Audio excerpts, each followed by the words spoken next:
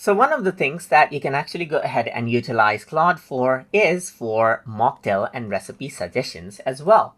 So let's say, for example, we want to go ahead and get a mocktail recipe. So you can go ahead and say something like create a refreshing mocktail using lemon, and I'm going to say mint right here, and sparkling water. Let's say, for example, right here, just like this.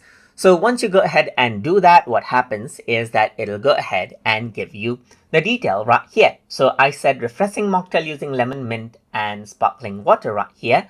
So once I say that, it is actually thinking now on what mocktail to give.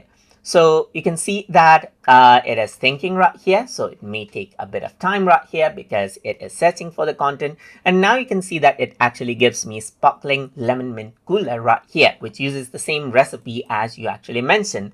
And it says what to do right here. And you got all of the steps right here as well.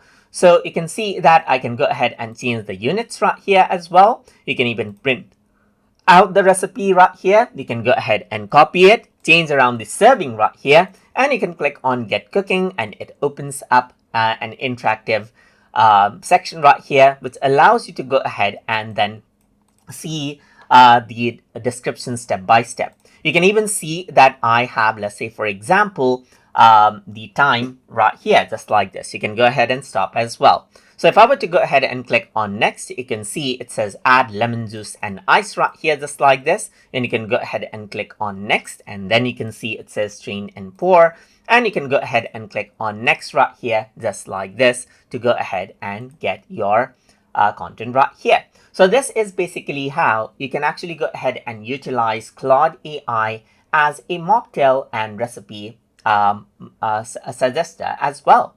So hope you guys learn something as always. And as always, please like, comment, share, and subscribe.